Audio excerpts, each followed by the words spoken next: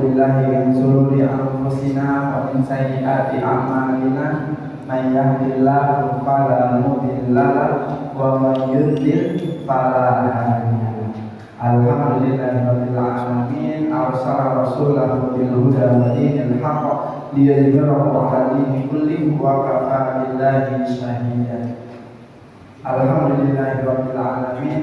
Allaha baina qulubina fa asbahna bi ni'matihi ikhwana. Asyhadu an la ilaha illallah wa asyhadu anna Muhammadan abduhu wa rasuluhu la nabiyya ba'dahu. Allahumma shalli ala sayyidina Muhammad abdika wa nabiyyika wa rasulika nabiyil ummi wa ala alihi wa sahbihi wa sallim wa tasliman adada ma ahata bihi ilmu wa khatta bihi qalamu wa ahsahu kitabuk wa Allahumma an sadatina Abi Bakr wa Umar wa Utsman wa Ali wa an sahabati ajma'in wa an tabi'in wa tabi'ihim bi ihsanin ila yaumil. Alhamdulillahirabbil alamin. Puji syukur kita panjatkan kepada Allah Subhanahu wa taala yang mana pada malam hari ini di malam Ahad pekan kedua ini Allah masih bisa mengumpulkan kita kembali di sini. Mudah-mudahan bukan hanya fisiknya aja yang ada di sini, tapi hati dan pikiran kita di sini. Kan kadang ada beberapa ibu pengajian atau apa gitu. Jasadnya fisiknya di sini, tapi pikirannya di mana? Nanti besok mau ngapain?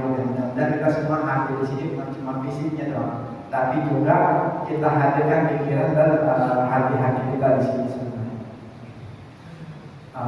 Salam warahmatullahi wabarakatuh pada junjungan kita Nabi besar Muhammad sallallahu alaihi wasallam, Imam al-Muttaqin, Imam al-Mujahid, Imam yang bertakwa dan Imam yang mujahid, yang senantiasa selalu kita ikuti jejak-jejaknya, kita ikuti sunnah-sunnahnya, baik sunnahnya yang bersifat qauliyah, perkataan, maupun sunnah-sunnahnya yang bersifat fi'liyah maupun perbuatan ataupun takririah, atau yang cuma diamnya doang. Kalau semuanya kita sandarkan kepada Nabi Muhammad SAW, mudah-mudahan kita akan mendapatkan pahala di sisi Allah Subhanahu wa taala dan mengumpulkan kembali kita semua di akhir nanti dengan syafaat yang telah diberikan oleh baginda Nabi kepada kita semua, yang memudahkan kita untuk bisa masuk ke dalam surganya Allah Subhanahu wa taala. Alhamdulillah kita hadir semua di sini pada sehat-sehat semua. Ada yang sakit? Aman semua yang insyaallah. Yang saya hormati Ketua Dewan Kemakmuran Masjid Jami' Ar-Raudhah Ustaz Adi Susanto beserta para staf dan jajarannya yang hadir pada malam hari ini, dan juga para aparatur pemerintah kita yang mana diwakili oleh Pak Siswo mewakili RT 1 sampai RT 4 ya, katanya pada berhalangan pada terus juga dan RW juga yang berhalangan. Mudah-mudahan hadir kita semua di sini, bapak-bapak juga yang hadir pada malam hari ini, jamaah sholat maghrib dan juga kajian di malam hari ini, Allah selalu berikan keberkahan dalam setiap hidupnya. Dimudahkan dalam segala urusannya, baik urusan rumah tangganya maupun urusan rezekinya. Yang lagi masalah ekonomi, mudah-mudahan Allah angkat masalahnya dan diberikan jalan yang keluar, jalan keluar yang sebaik-baiknya. Dan setiap langkah kaki kita mudah-mudahan menjadi pengukur atas segala dosa yang pernah kita perbuat, ataupun menjadi pemberat amal timbangan kita yang lain. Amin ya rabbal alamin. Baik, sebelum kita mulai kajian kita pada malam hari ini tentang kisah orang-orang yang menolak hidayah. Kadang nggak semua orang itu mau dapat hidayah, ada juga orang-orang yang menolaknya. Kita buka pertemuan kita pada malam hari ini dengan Al-Quran surah Al-Fatihah. Semoga dengan Fatihah ini menjadi wasilah tadi dimudahkannya segala hajat-hajat kita. Alhamdulillah walakum sallallahu alaihi nabi Al-Fatihah. A'udzubillahi minasyaitonir rajim. Bismillahirrahmanirrahim.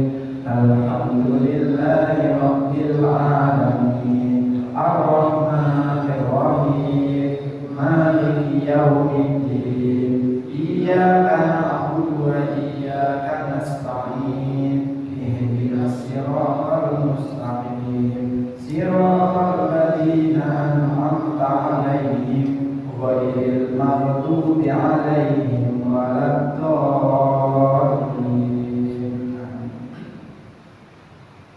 Alhamdulillah, kita mulai kajian kita ya, di mana ini kita membuka tema tentang kisah orang-orang yang menolak hidayah.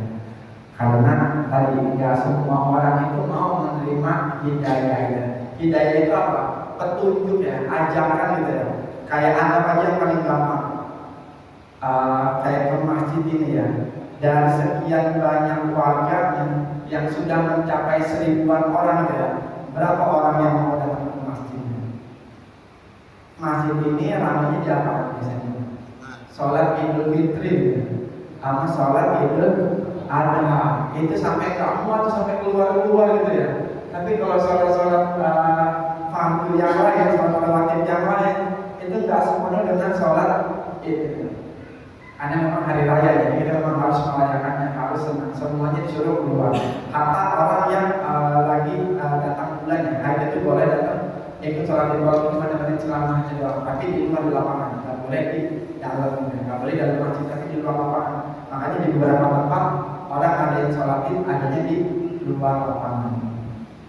Jadi hidayah itu harus kita kejar, jangan kita diam aja gitu ya. Kayak ke masjid gitu ya. Kan kamu nggak mau ke masjid, ntar aja saya belum dapat hidayah gitu ya. Ada nggak yang kayak gitu? Ngaji loh, ntar aja saya belum dapat hidayah gitu. Lah gimana mau dapat hidayah gitu ya? Kalau ngaji aja enggak pernah, dengerin ceramah juga enggak pernah gitu ya. Makanya Allah itu punya maksud sama tujuan. Kenapa ngumpulin bapak-bapak itu setiap hari Jumat buat diceramahin gitu ya? Kalau hari Jumat aja masih nggak mau datang, Allah bingung ya. Ini gimana lagi cara ngasih hidayah buat kita semua gitu. Hidayah itu bukan kayak gojek gitu, yang kita tinggal nunggu di rumah doang, hidayah datang sendiri, enggak.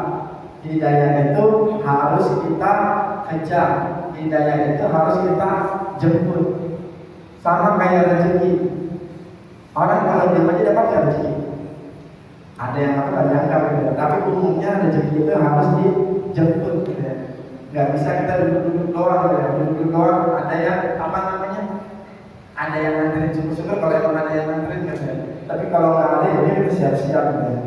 Jadi alhamdulillahirrahmanirrahim, kita ucapkan karena sampai pada malam hari ini Allah masih berikan kita hidayah gitu ya, berupa apa masih ditancapkan keimanan dan keislaman di dalam diri kita. Karena hidayah itu nilainya mahal sekali. Nggak semuanya orang bisa mendapatkan hidayah tersebut. Kan kalau biasanya kalau orang kalimah gimana? Alhamdulillahirrahmanirrahim, nahmaduhu wa nasta'inu wa nastaghfiruhu wa na'udzu billahi min syururi anfusina may yahdihillahu fala mudilla lahu. Barang siapa yang sudah dikasih hidayah sama Allah, maka tak ada yang bisa menyesatkan. Wa may yudlil fala hadiya. Barang siapa orang yang disesatkan sama Allah, dia nggak bisa ngasih hidayah. Bukan berarti Allah pilih-pilih, bukan berarti Allah seleksi gitu ya, bukan Allah berarti pilih sama hidayah, enggak. Sinyal-sinyalnya kadang tidak dikasih, tapi justru malah kadang kita sendiri yang nggak mau gitu ya. Tadi gitu kan, mungkin pengurus sudah mengundang di grup WhatsApp gitu ya. Malam ini ada kajian, malam ini ada yasinan, malam ini ada acara maulid gitu ya, misalnya. Tapi kadang ada yang datang, ada yang enggak ya. Itu karena hidayah itu mahal. Walaupun udah dikasih sinyal-sinyal, kalaupun orang yang belum terbuka hatinya, tetap aja gak bakalan bisa, gak bakalan mau. Dan kita ini semua yang hadir pada malam hari ini, yang sudah mendapatkan hidayah dari Allah Subhanahu Wa Taala, yang sudah istiqomah untuk sholat di masjid, baik itu sholat maghribnya, sholat isyanya, sholat subuhnya maupun di 5 waktu yang lainnya, yang sudah rutin ke masjid, ya harapnya kita berdoa supaya Allah memberikan keistiqomahan buat kita. Tugas kita belum selesai sampai di situ. Tugas kita tetap harus mengajak orang lain. Ajak siapa? Minimal keluarga kita dulu. Ya kan? Ayatnya gimana? Di surat Al-Tahrim bunyinya gimana? Bismillahirrahmanirrahim. Ya ayyuhalladzina amanu qu anfusakum wa ahlikum nar. Kata Allah, ya ayyuhalladzina amanu, wahai orang-orang yang beriman, qu anfusakum, jagalah dirimu. Kita udah dapat nih, udah bisa menjaga diri kita nih. Kita udah bisa terus istiqomah dalam amal yang soleh gitu ya. Qu anfusakum, kita udah dapat nih amal soleh kita nih. Terus berhenti sampai itu enggak. Allah jangan ngapain lagi. Wa ahlikum nar. Kata Allah itu jangan berhenti cuma di kita doang nih. Jangan sampai bapaknya ke masjid, anaknya nggak tahu kemana-mana. Ada kayak gitu. Yang mungkin bapak-bapaknya nih, anaknya ada yang mainan malam-malam, ada yang main bola, ada yang sibuk main PS, ada yang sibuk main game, ada yang sibuk main layangan, belum sempat mandi dan segala macamnya. Atau anak-anaknya ngapain tuh? Tugas, nggak tahu kemana keluyuran. Yang dapat hidayah siapa? Bapaknya doang, anaknya dapat nggak? Enggak, tugas itu sebagai orang tua ngajar juga. Atau jangan-jangan kembali anaknya yang ke masjid, bapaknya nggak mau ke masjid. Dah mamanya dulu nak, bapak capek, ntar aja dah, ada kayak gitu. Dah mamanya dulu nak, ntar saya belakangan lah gitu, justru bapak nyusul belakangan lah gitu. Mungkin nggak datang gitu ya. Makanya kadang masjid ramai sama anak-anak. Kalau seandainya orang tua sama anak duduk berdampingan, berdiri berdampingan, kelingkingnya ketemu dengan kelingkingnya, insya Allah meminimalisir anak untuk bercanda, karena ada bapaknya di sampingnya gitu. Atau jangan sampai juga anak-anak sepi juga, yang datang cuma bapak-bapak yang udah sepuh-sepuh gitu ya, yang udah sepuh-sepuh yang umur udah 60 tahun gitu ya. Mau ngapain lagi kalau nggak ke masjid ya, udah 60 tahun, 65 tahun gitu ya. Yang anak-anaknya generasi mudanya nggak ada, sama kayak gitu juga. Ajak anak-anak kita ya ayyuhalladzina amanu qu anfusakum, jagalah dirimu, wa ahlikum nar, dan juga keluarga ahli kita nih, wa ahlikum nar. Kita juga tugasnya adalah ngajak aja. Terlepas nanti anak-anak kita, istri-istri kita, istri doang. Kalau istri lebih banyak. Terlepas dari anak kita, istri kita, gitu, orang tua kita, itu nggak mau, itu urusan Allah Subhanahu Wa Taala. Karena itu hak prerogatif dari Allah Subhanahu Wa Taala untuk memberikan hidayah kepada siapa yang dikehendaki. Tugas kita cuma ngajar.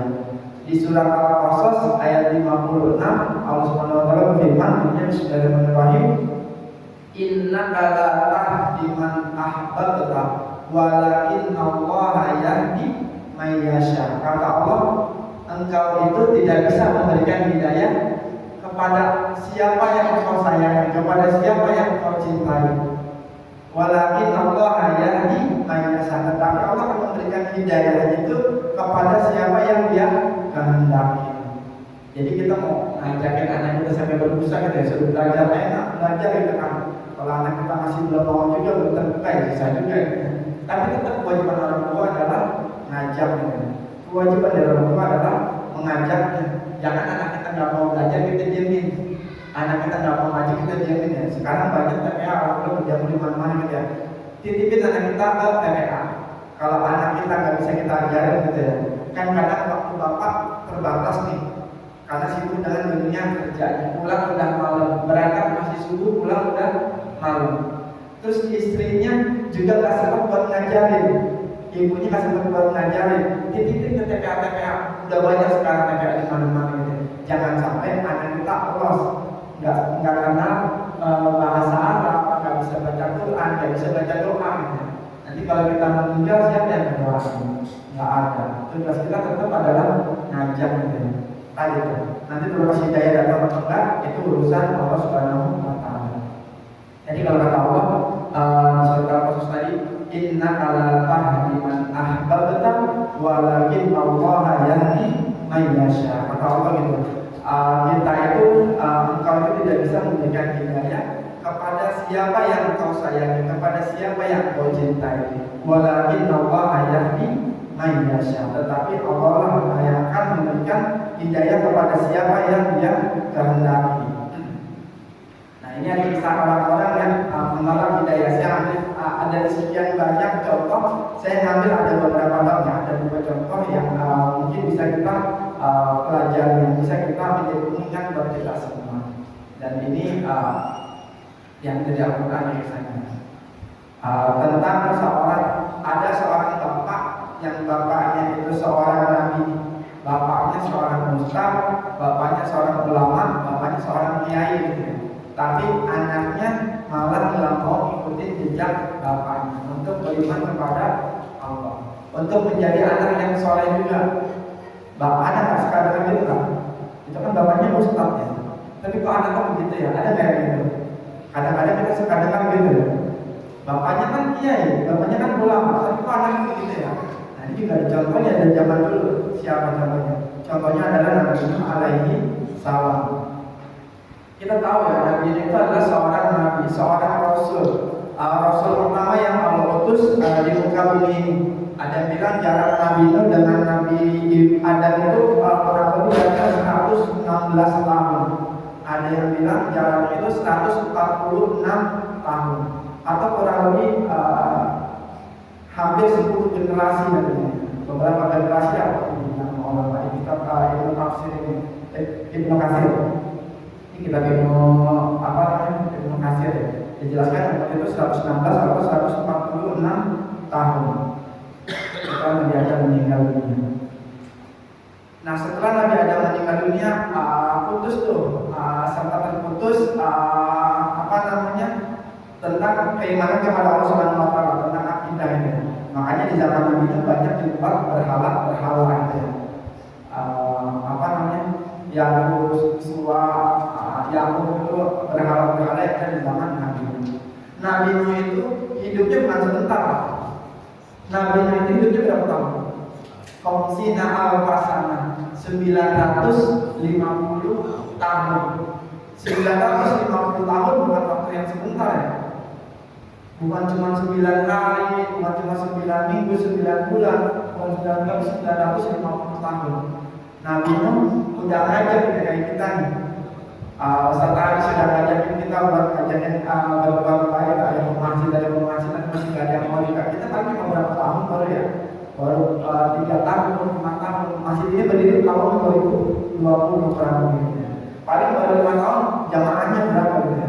Ini alhamdulillah dapat lebih dari 20 orang, gak banyak nih. Ngalahin pengikutnya Nabi Nuh nih. Ini harus bangga juga nih, Ustaz Ali gitu. Ini yang datang pada malam hari ini ngalahin kaumnya Nabi Nuh yang cuma segelintir orang tuh 950 tahun Nabi Nuh berdakwah cuma berapa orang doang yang mau ikut ke ajarannya dia. Sampai akhirnya Nabi Nuh lalu bukan terus hitungan sama Allah bukan. Dan di surah Nuh ya kata Nabi Nuh apa kepada Allah? Qala rabbi inni da'awtu qaumi lailan wa nahara. Kata Nabi Nuh, qala rabbi inni da'awtu qaumi lailan wa nahara. Wahai Tuhanku, saya ini udah da'awtu qaumi, saya ini udah ngajak kepada kaum saya nih. Lailan wa nahara. Di malam hari dan di siang hari. Dia udah ngajakin setiap malam. Kalau kita ngajak cuma malam doang gitu ya.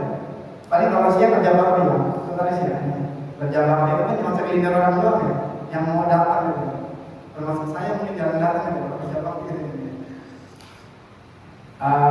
Nabi itu ngajak itu malam sama siang. Qala rabbi inni da'awtu qaumi lailan wa nahara.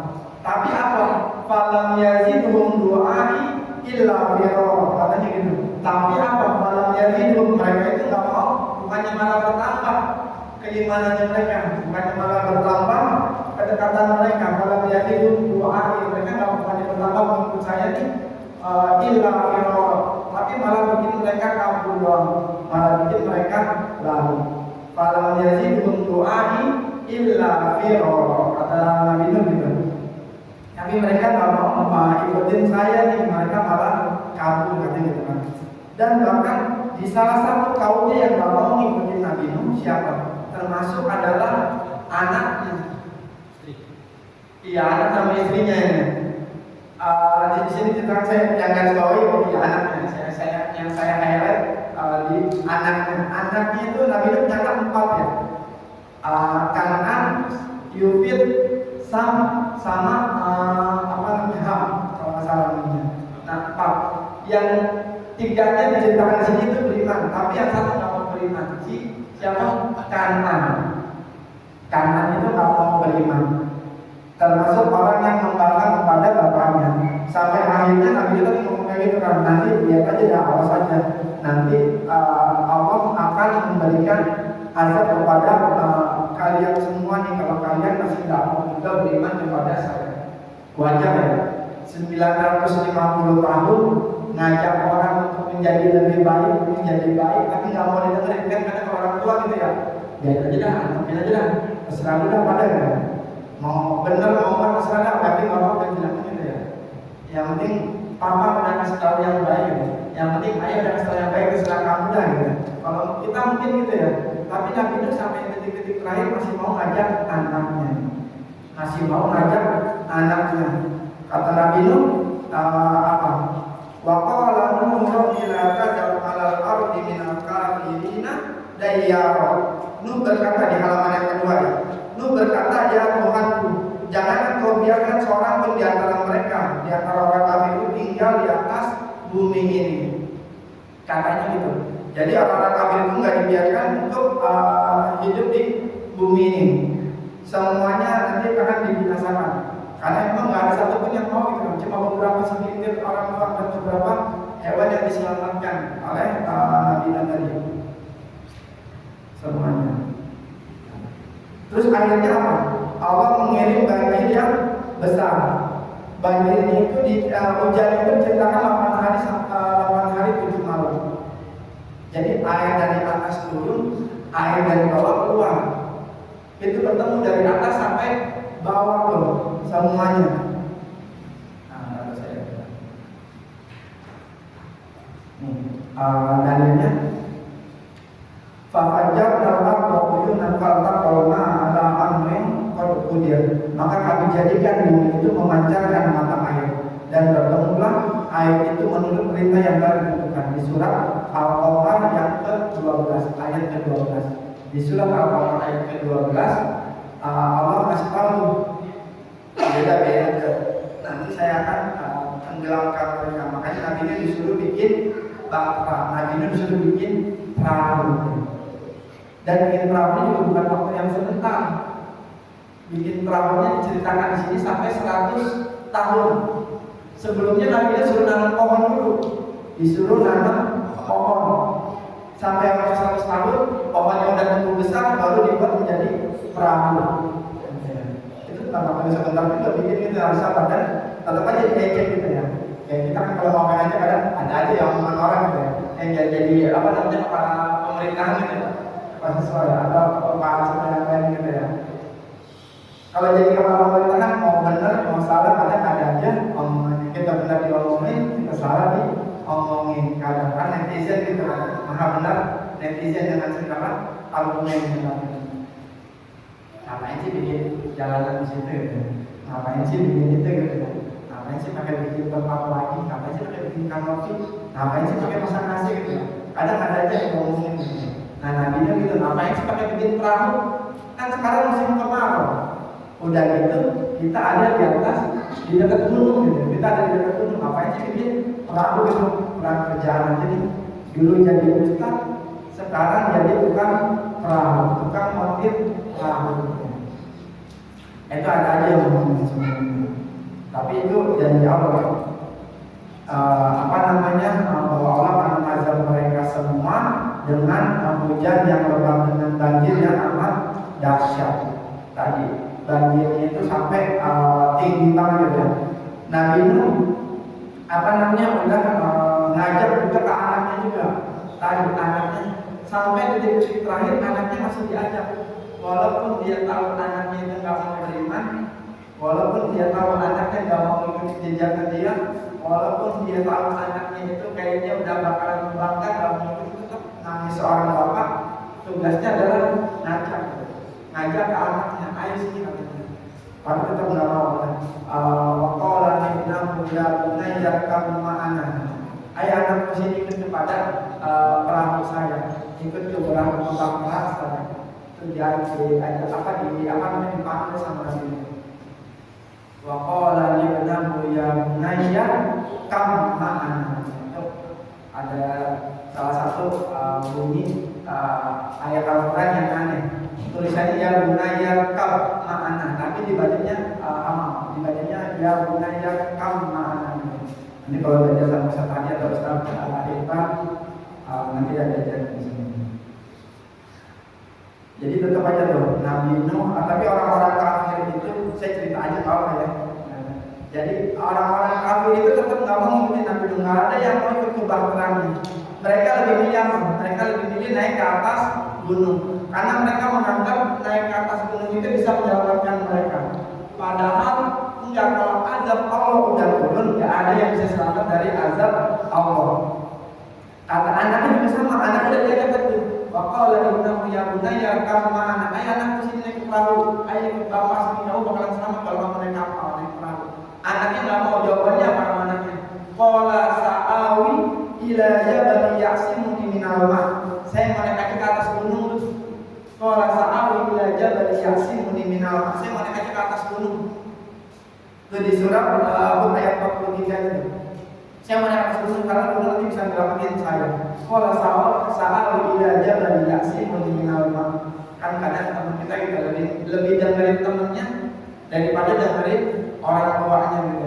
Kadang anak-anak kita lebih dengerin teman-temannya, teman-teman nongkrong gitu ya, di kafe atau di tempat-tempat lain yang disuruh pulang nggak mau kan. Kalau saya sini aja, saya di sini nyaman, tenang. Tapi kata Nabi Nuh apa? Dibalas sama Allah bahwa gunung itu tidak bisa memberikan keselamatan. La asima yawma min amrillahi illa man rahim. Hari ini tidak ada yang bisa selamat dari azab Allah kecuali yang Allah kasih rahmat.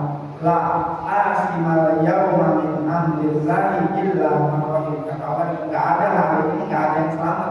Semuanya bakal Allah tenggelamin. Mau kamu naik sampai ke atas gunung pun, kalau Allah udah berkehendak untuk mengazab suatu kaum, enggak ada bisa selamat kecuali orang-orang yang memang mau mendapatkan tadi. Anaknya termasuk yang nggak mau, sampai akhirnya singkat cerita anaknya itu ditenggelamkan oleh Allah Subhanahu wa Ta'ala.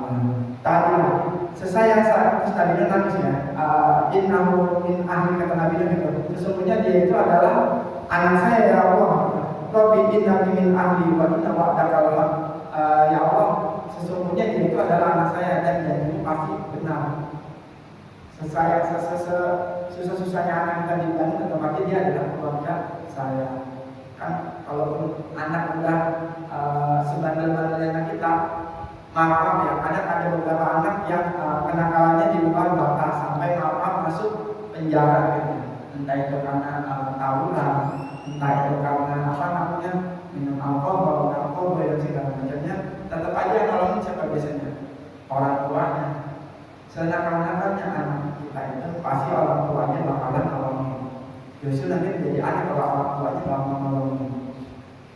Tapi ini anak udah melewati batas, kata Allah, mereka dia itu bukan dari anak. Inna laysa min ahli, inna mu'amalun ghairu sholih. Sesungguhnya dia itu bukan termasuk keluargamu karena dia beramal yang tidak sholih. Kata Allah di surah Hud yang ke-46. Jadi sekuat-kuatnya kita ngajak seseorang, orang yang kita cintai, orang yang kita sayangi, kalau dia belum terbuka hatinya, nggak mau menerima sinyal-sinyal hidayah dari Allah, kita nggak bakal bisa juga. Inna la tahdi man ahbabta walakin Allah yahdi man yasha. Sesungguhnya engkau itu tidak bisa memberikan hidayah. Inna la tahdi man ahbabta walakin Allah yahdi man yasha. Tetapi sayalah yang memberi hidayah, saya yang memberi petunjuk kepada mereka semua. Itu kisah Nabi Nuh. Kisah yang kedua adalah kisah pamannya Nabi Muhammad Shallallahu Alaihi Wasallam. Sebagaimana kita tahu, pamannya itu adalah orang utama yang selalu ngebelain Nabi.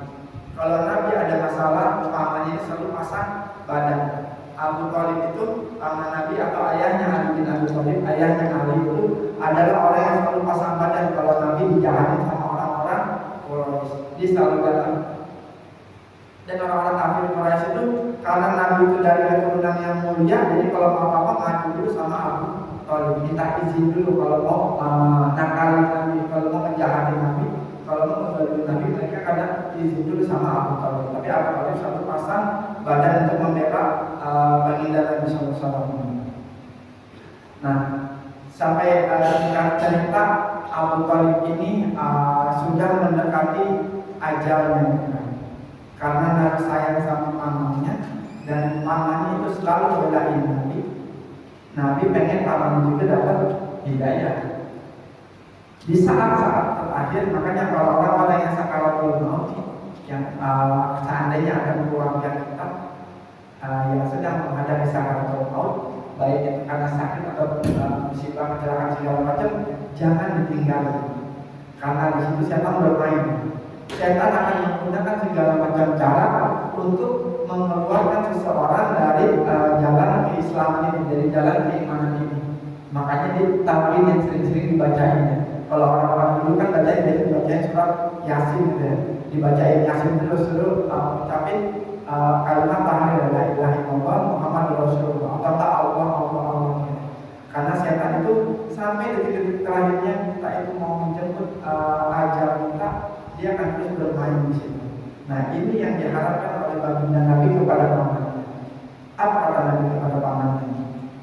Ya qul la ilaha illallah kalimatun uhadu laka biha indallah. Kata Nabi itu kepada pamannya, wahai pamanku, ya aman, wahai pamanku, qul katakanlah la ilaha illallah, artinya ucapkanlah la, aku tidak Tuhan selain Allah. Ucapkanlah la ilaha illallah kalimatun uhadu laka biha indallah, yang nanti saya bisa membelain kamu, wahai paman. Saya bisa nolong kamu di akhirat nanti.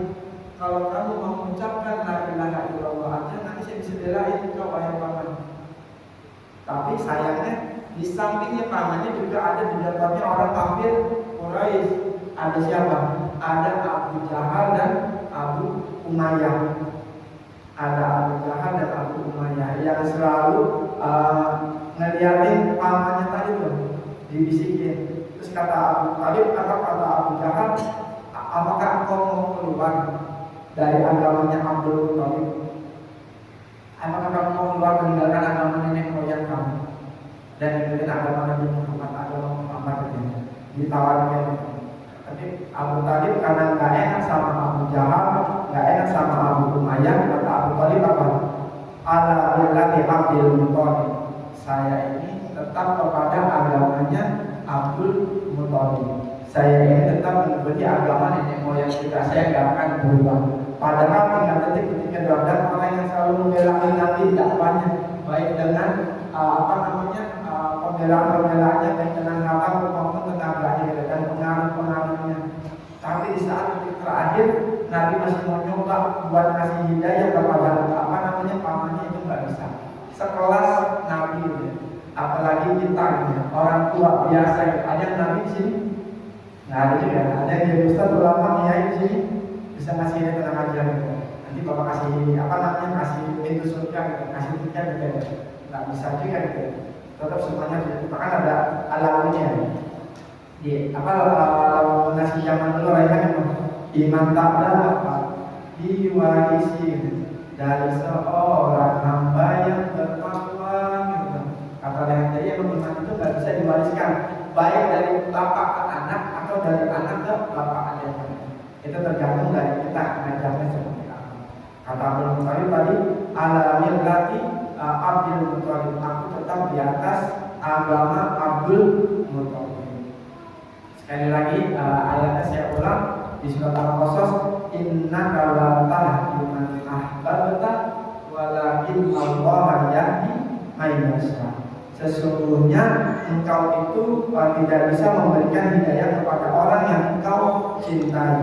Walakin Allah yahdi man yasha. Tetapi Allah yang memberi hidayah kepada siapa yang Dia kehendaki. Di surat Al-Qasas ayat 55.